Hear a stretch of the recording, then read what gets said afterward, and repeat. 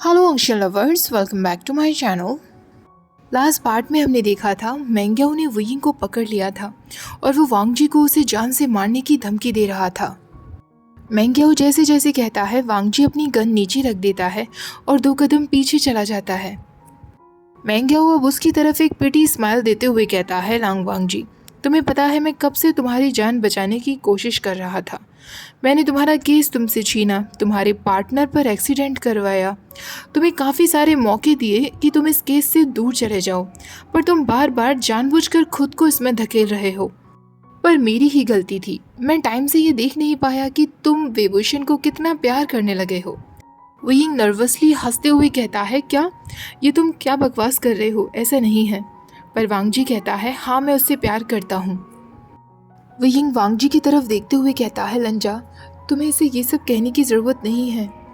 पर मेंग्याओ कहता है, बहुत टचिंग लाइंस हैं ये, पर फिलहाल इन सब बातों का टाइम नहीं है मेरे पास। वुयिंग कहता है, तुम हमारे साथ ये सब क्यों कर रहे हो, तुम हमें क्यों नहीं जाने दे रहे। मेंग्याओ हंसते हुए कहता है, मुझे पर्सनली तो तुमसे कोई प्रॉब्लम नहीं है वेवुशन, पर मेरी एक प्रॉब्लम थी जिसका सॉल्यूशन तुम्हारे पास है। मैं अपने हाथ इस बिजनेस में गंदे नहीं करना चाहता और मैं दूसरों पर ब्लेम डालने में बहुत अच्छा हूँ, इसलिए मैं तुम्हें यहाँ से नहीं जाने दे सकता वेवुशन। वांगजी को सिर्फ वुयिंग की जान की परवाह हो रही थी। वो खुद को काम डाउन करता है और मेंग्याओ से कहता है, इस बारे में फिर से सोचो, ज़्यादा देर नहीं हुई है, कुछ भी नहीं बिगड़ा है। मेंग्याओ कहता है, अनफॉर्चुनेटली बहुत कुछ बिगड़ चुका है। मुझे पता चला कि तुमने मेरे ऑफिस में आकर मेरी सारी फाइल्स चेक कर ली हैं, तो तुम्हें पता ही होगा कि मैं क्या क्या कर चुका हूँ। अब मुझे पता चला कि शिचैन को क्यों तुम्हारी परवाह रहती है, तुम्हें दूसरों के बिजनेस में पढ़ने का इतना शौक जो है। तभी वांगजी गुस्से में कहता है, मेरे भाई के बारे में बात मत करो, तुम उनका नाम लेने के काबिल तक नहीं हो। मेंग्याओ कहता है, अगर वो भी ये सब में इन्वॉल्व है तो थैंक्स तुम्हें जाता है। जैसा कि मैंने कहा, मैंने तुम्हें ये सब से दूर रखने की बहुत कोशिश की, पर तुम तैयार ही नहीं थे। मेंग्याओ अब अपनी पॉकेट से हैंडकफ्स निकालता है और वांगजी की तरफ फेंकते हुए कहता है, अभी के अभी इन्हें पहन लो। एक बार फिर ना चाहते हुए वांगजी को झुकना पड़ता है।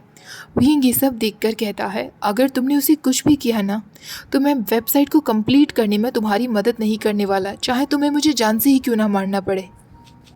तभी वहाँ कोने में बैठा हुआ वेनिंग कहता है, अगर ऐसा है तो तुम्हारी डील मेरी सिस्टर के साथ ख़त्म हो जाएगी।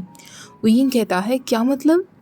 वेनिंग कहता है, ये डील हुई थी कि जब तक तुम जिंदा रहोगे मैं जिंदा रहूँगा, वो शांत रहेगी, और अगर हम दोनों को कुछ होता है तो वो तुरंत पब्लिक में जाकर सारे एविडेंस दिखा देगी, फिर तुम्हें कोई नहीं बचा सकेगा। मेंग्याओ ये सब सुनकर दांत पीसते हुए कहता है, लांग वांगजी, अभी के अभी ये कफ्स पहन लो और काउच पर बैठ जाओ, इससे पहले कि मैं तुम्हारे वेवुशन की जान ले लूँ। वांगजी कफ्स पहन लेता है और वहीं बैठकर सोचने लगता है कि अब आगे क्या क्या पॉसिबिलिटीज़ हो सकती हैं।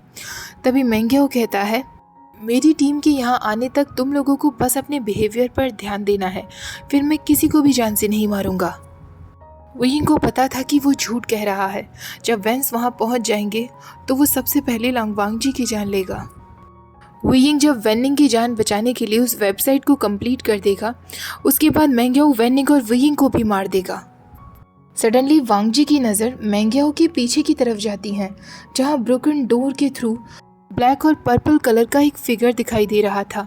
वो जंग वैयन था जिसके हाथ में गन थी। वांगजी को फाइनली एक होप नज़र आती है, पर वो कोई भी आवाज़ नहीं करता। मेंग्याओ की अटेंशन पूरी तरीके से अपनी तरफ करने के लिए वो वुयिंग से कहता है, क्या तुम्हें पता है कि मैं और मेंग्याओ एक दूसरे को पहले से जानते हैं। वुयिंग कहता है, नहीं, कैसे। वांगजी कहता है, वो मेरे भाई को डेट कर रहा है। वुयिंग कहता है, ये तो बहुत ऑकवर्ड है, और ऐसा कहकर वो हंसने लगता है। उसको हंसता हुआ देखकर मेंग्याओ गन सीधे उसके हेड पर रखते हुए कहता है, अभी के अभी अपने घुटनों पर बैठ जाओ। वुयिंग वांगजी की तरफ देखता है तो वांगजी स्लोली हाँ में सिर हिला देता है। वुयिंग अपने घुटनों पर बैठ जाता है। पीछे से जेंगशा अंदर एंटर कर चुका था, पर मेंग्याओ की नज़र उस पर नहीं पड़ी थी। मेंग्याओ अभी भी वुयिंग की तरफ ही देख रहा था।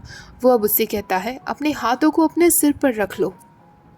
वुयिंग एक बार फिर वांगजी की तरफ देखता है। वांगजी उससे इशारों ही इशारों में पूछने की कोशिश करता है, तुम्हें मुझ पर विश्वास है ना। और वुयिंग हाँ कर देता है। वो स्लोली अपने हाथ अपने सिर पर रखने लगता है। वांगजी जेंगचा को कोई इशारा करने से पहले एक बार मेंग्याओ से कहता है, मेंग्याओ मेरी बात सुनो, मैं तुम्हारी मदद कर सकता हूँ। वेंस का साथ छोड़ दो वरना तुम्हें जेल जाना पड़ेगा। मेंग्याओ उसे एक स्वीट स्माइल देते हुए कहता है, मैं जेल नहीं जाने वाला वांगजी, ना ही मैं वेंस का साथ छोड़ूंगा। मैं तुम्हें जान से नहीं मारना चाहता था, पर तुमने मेरे पास कोई और ऑप्शन नहीं छोड़ा है। शिचेन को तुम्हारे बारे में जानकर सच में बहुत बुरा लगेगा। ऐसा कहकर वो अपनी गन उठाकर सीधा वांगजी पर निशाना साध देता है। इससे पहले कि वो गन चला पाता, जेंगचा उसके पैरों में शूट कर देता है। मेंग्याओ जोर से चिल्लाता है और जमीन पर गिर जाता है। उसके हाथों से गन भी छूट जाती है। जेंगचा तुरंत आगे बढ़ता है और मेंग्याओ के सिर पर गन रख लेता है। दूसरी तरफ वांगजी वुयिंग के पास जाता है। वुयिंग जेंगचा को देखकर शॉक्ड रह जाता है तो जेंगचा उससे कहता है, क्या हुआ, तुम्हें सरप्राइज फील हो रहा है कि मैं तुम्हें बचाने के लिए आया विवुशन? वुयिंग हंसते हुए कहता है, नहीं ऐसा नहीं है, पर तुमने किसी पर गन चला दी जेंगचा। जेंगचा कहता है, मेरे पास और कोई ऑप्शन नहीं था। जेंगचा वांगजी से कहता है, तुम्हें अपने ब्रदर को कॉल करना चाहिए। वांगजी कहता है, क्या तुम शिचैन की बातें कर रहे हो? जेंगचा कहता है, नहीं, तुम्हारे नी ब्रदर की बात कर रहा हूँ। उसका ही आज सुबह मेरे पास कॉल आया था और उन्होंने ही बताया कि तुम घर नहीं पहुँचे हो। मुझे पता था कि तुम ज़रूर उस नाइट क्लब में ही गए होंगे। उसके बाद मुझे उस कॉल का पता चला जिसे बाद में कैंसिल कर दिया गया। फिर मेरा डाउट पूरी तरीके से पक्का हो गया था। वुयिंग ये सब सुनकर जेंगचा को देखकर कहता है, तुम सच में मेरे हीरो हो। जेंगचा वुयिंग की तरफ मुंह बनाते हुए कहता है, शट अप, और वो मेंग्याओ से कहता है, यू आर अंडर अरेस्ट। वुयिंग अब वांगजी की आंखों में देखते हुए कहता है, माय हीरो। अब इस बात को 6 महीने बीत चुके थे। वुयिंग वांगजी के बेड में लेटा हुआ था और उससे शिकायत कर रहा था, मेरे पैर में बहुत दर्द हो रहा है लंजा। वांगजी उससे कहता है, अगर तुमने एक बेटर सपोर्ट वाले शूज़ पहने होते तो तुम्हें इतना दर्द नहीं होता। वांगजी वुयिंग के शर्ट को नीटली क्लोजेट में रख रहा था। वुयिंग कहता है, तुम तो ऐसे कह रहे हो जैसे तुमने भी वेटर बन के लोगों को पूरे दिन फूड सर्व किया हो, और वैसे भी वो शूज़ काफ़ी महंगे होते हैं लंजा। वांगजी उससे सिर्फ कहता है और मन में सोचने लगता है कि नेक्स्ट डे वो वुयिंग के लिए नए स्नीकर्स खरीद कर लाएगा। वुयिंग उसका ये फेस समझ जाता है और उससे कहता है, लंजा इस बारे में सोचना भी मत, मैं परफेक्टली अपने लिए खुद शूज़ खरीद सकता हूँ। वुयिंग इससे पहले कुछ और कहता, वांगजी उसके पास आकर उसकी लिटिल वेस्ट को पकड़ते हुए उसे किस कर लेता है। वुयिंग उसके बाद कुछ नहीं कह पाता और वांगजी के नेक में अपने आर्म्स रैप कर लेता है। वांगजी को नहीं पता था कि कभी भी उसे ये सब की आदत होगी भी या नहीं। वुयिंग उसकी बाहों में, इस तरह वो दोनों बेड में हो, वो वुयिंग को रोज़ देख सके, उसकी हंसी को सुन सके, उसे टच कर सके और उसे किस कर सके जब भी वो चाहे। क्योंकि अब भी वो जब भी वुयिंग को टच या किस करता, उसे ऐसा ही फील होता जैसे वो पहली बार ऐसा कर रहा है। वुयिंग उसे गले लगाते हुए कहता है, तो आज का तुम्हारा दिन कैसा था? वांगजी उसे एक और किस करते हुए कहता है, इंटरेस्टिंग था। उसने वुयिंग को वापस लाने में काफ़ी सारे लॉज तोड़ दिए थे। कमांडिंग ऑफिसर से मिले हुए डायरेक्ट ऑर्डर्स का भी उसने डिसओबे किया था, पर उसे कोई फ़र्क नहीं पड़ता था क्योंकि वुयिंग उसके साथ था। वो सारे कॉन्सिक्वेंसेस को झेल सकता था। उसे कैप्टन याओ ने 1 हफ्ते के लिए सस्पेंड कर दिया था। मेंग्याओ के गिरफ्तार होने के बाद जिन कॉरपोरेशन ने सारा ब्लेम मेंग्याओ पर डाल दिया था। वैन रोहान ने अपने बेटे वेंचाओ को बचाने के लिए चाइना में काफ़ी दूर भेज दिया था। मेंग्याओ पर बहुत सारे चार्जेस लगे थे। उसके ऊपर किडनैपिंग का और अटेम्प्ट टू मर्डर का चार्ज लगा था। शुयांग का कुछ पता नहीं चल रहा था। मेंग्याओ के गिरफ्तार हो जाने के बाद वो गायब हो गया था। वांगजी को अभी तक उस इंसान का पता नहीं चला था जिसने मेंग्याओ का साथ दिया था। डिपार्टमेंट में से वो कौन रहा होगा जिसने उसकी कॉल को कैंसिल करवा दिया था। वांगजी के कोवर्कर्स अब उसे और भी ज़्यादा पसंद करने लगे थे, ये देखकर कि वांगजी ने फाइनली रूल्स को तोड़ना सीख लिया था, चाहे वो कुछ समय के लिए वुयिंग के लिए ही क्यों ना हो।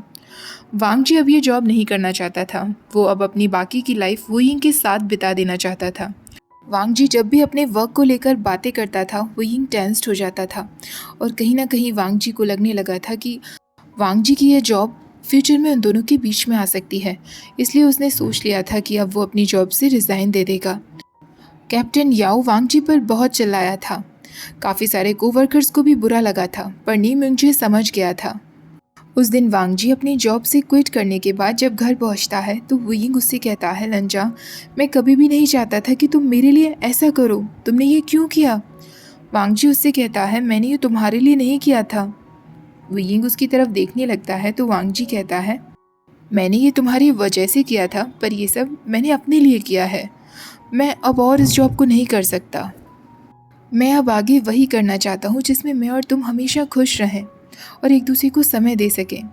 ये सुनते ही वुयिंग तुरंत वांग जी के लैप में आकर बैठ जाता है और उससे कहता है, तुम्हें अपनी लाइफ का डिसीजन इस तरह लेने की क्या ज़रूरत थी, लंजा? पर यह बात सच है कि कहीं ना कहीं मुझे भी डर था कि हम दोनों का कहीं ब्रेकअप ना हो जाए। ऐसा कहकर वो वांग जी के आईब्रोज पर किस करता है, उसकी नोज़ पर, उसके चीक्स पर और उसके लिप्स पर किस करता है और वो उससे कहता है, लंजा, आज हमें सेलिब्रेट करना चाहिए। वांग जी खड़ा होता है और वुयिंग अपने लेग्स वांग जी के वेस्ट के अराउंड रैप कर लेता है। वुयिंग उसके चीक्स पर किस करते हुए कहता है, क्या कल तुम्हें वर्क पर जाना है? वांग जी ने अपनी जॉब छोड़ने के बाद नी हुएसांग के साथ उसकी आर्ट गैलरी में काम करने का प्लान किया था। वो वुयिंग से कहता है, हाँ, कल मुझे अर्ली मॉर्निंग जाना होगा। वुयिंग उसे किस करते हुए कहता है, मैं तुम्हें मिस करूँगा। वांग जी उससे कहता है, मैं जल्दी ही आ जाऊँगा वुयिंग, और तुम्हें भी तो वर्क पर जाना है। वुयिंग ड्रामेटिकली कहता है, पर हम दोनों के बीच की थोड़ी सी भी दूरी मुझे एक इटर्निटी के बराबर लगती है। मेरा क्या हाल होगा? मेरा लंचा कब तक मेरे पास पूरी तरीके से वापस आएगा? वांग जी मुस्कुराते हुए कहता है, शेमलेस, और वुयिंग के कॉलर बोन पर किस कर लेता है और उससे कहता है, मैं भी तुम्हें मिस करूँगा। वुयिंग वांग जी के नज़दीक आकर कहता है, माय पुअर बेबी, ज़रा मुझे दिखाओ कि तुम मुझे कितना मिस करोगे। ऐसा कहकर वो अपना हाथ वांग जी की शर्ट के अंदर फहराने लगता है। आखिरी के 6 महीनों में वांग जी ने अपनी लिस्ट के अकॉर्डिंग वुयिंग को हर उस जगह किस कर लिया था जहां वो करना चाहता था। उसे पता भी चल गया था कि वुयिंग को किस जगह पर सबसे ज़्यादा टिकलिंग फील होता है। वुयिंग की लोअर लिप पर उसे सबसे ज़्यादा सेंसेशन होती है। वुयिंग के कान के पीछे किस करने पर उसे पेट में गुदगुदी होती है। वांग जी उसके होठों के नीचे के तिल पर, उसकी थाइस पर, हर जगह किस करता है। दोनों एक दूसरे को किस करते करते जब थक जाते हैं, वुयिंग कंफर्टेबली वांग जी की बाहों में लेटा हुआ था। वो उससे कहता है, तुम्हारा बेड मेरे बेड से ज़्यादा कंफर्टेबल फील होता है। वांग जी कहता है, हाँ, और यहाँ कोई है भी नहीं। वुयिंग कहता है, मेरे रूम पर सिर्फ वेनिंग है, लंजा, उसकी तुम्हें परवाह करने की कोई ज़रूरत नहीं। ऐसा कहकर वो वांग जी के चेस्ट पर हाथ फहराते हुए कहता है, मुझे विश्वास नहीं हो रहा, तुम इन बटन्स के पीछे इस चीज़ को छुपाए हुए बैठे हुए हो। पूरी दुनिया को पता चलना चाहिए कि तुम कितने हॉट हो, लंजा, तुम्हें तो हमेशा नेकेड रहना चाहिए। वांग जी के ईयर्स रेड हो जाते हैं, पर वो हंसते हुए कहता है, क्या सच में? पर मुझे ठंड लग सकती है। वुयिंग कहता है, कोई बात नहीं, उसके लिए तो मैं हूं ना, मैं तुम्हें हमेशा वार्म करूंगा। वांग जी उससे पूछता है, क्या तुमने सुबह का अलार्म लगा दिया है? वुयिंग मुंह बनाते हुए कहता है, हाँ, लगा दिया, लंजा। वांग जी वुयिंग के बेयर शोल्डर्स पर किस करते हुए कहता है, I love you and good night. Wuying कहता है, good night baby, sleep tight. अगली सुबह वांग जी शिचैन के पास मिलने के लिए आया हुआ था। वो दोनों साथ में ब्रेकफास्ट कर रहे थे और चाय पी रहे थे।